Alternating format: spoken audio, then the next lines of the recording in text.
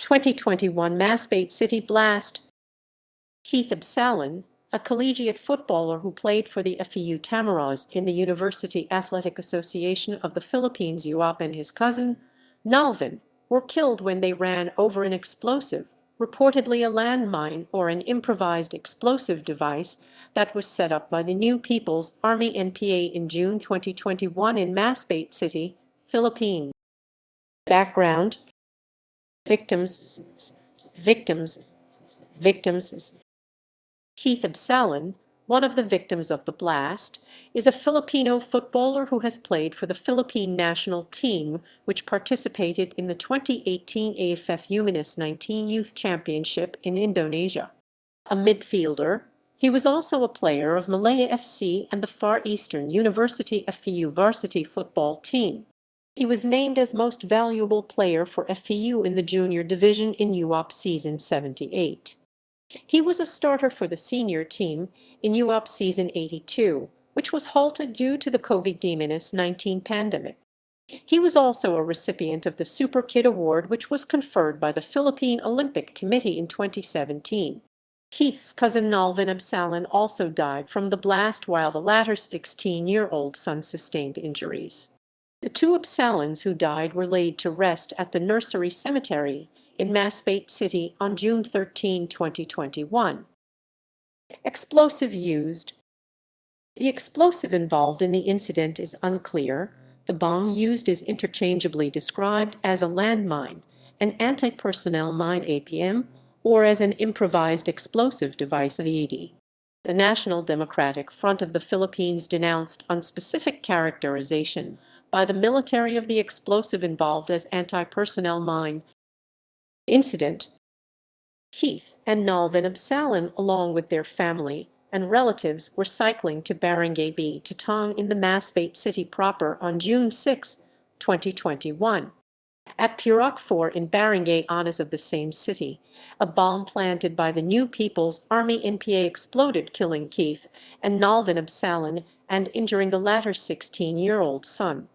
According to a police report, a witness said that the explosion was followed by a series of gunshots. The death certificate of the two victims indicate that they died of hemorrhagic shock, with the underlying case as gunshot wounds and blast injuries.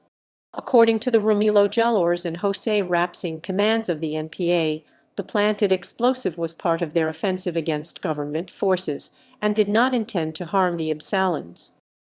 Aftermath. Response.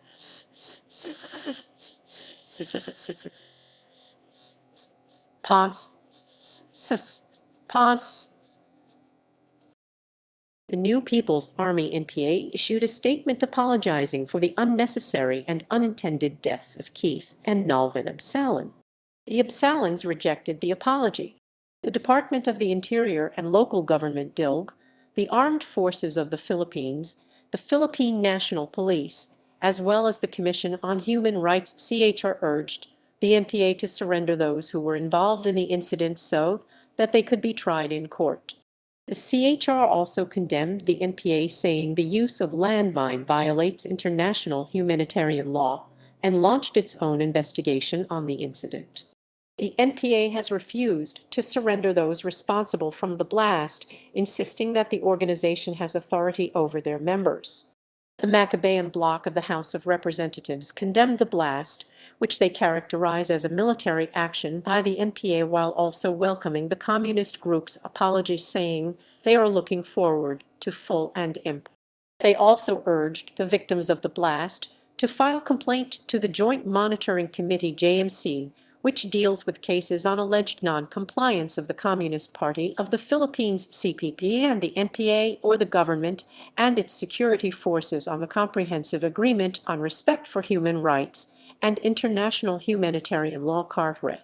It also called for the full reactivation of the JMC and the resumption of peace talks between the Philippine government and the CPP-NPA, citing the Absalons' deaths and the rising number of CARFRE violations by them. The DILG, in response to the Maccabean bloc's statements, said that the JMC has long been defunct for years already, and said the Maccabean bloc is misleading the Absalons. The department also urged the Maccabean bloc and its allies to pressure the NPA to surrender those who were responsible for the blast and to condemn the group for their production and usage of anti-personnel mines.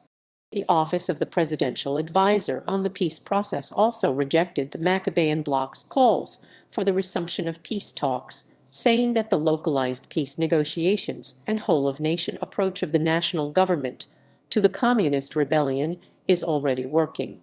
Hermogenes Esperon Jr., speaking as the vice chairman of the National Task Force to End Local Communist Armed Conflict in TF-LTAC, concluded that the NPA really intended to kill Keith Absalon due to his popularity as an athlete and his sports program for the youth, which Esperon says competes with the NPA youth recruitment program. A nationwide cycling event initiated by various local and national government agencies named the Bike for Peace and Justice for Keith Absalon was held on July 17, 2021, as a protest against the CPP-NPA. Charges and arrests.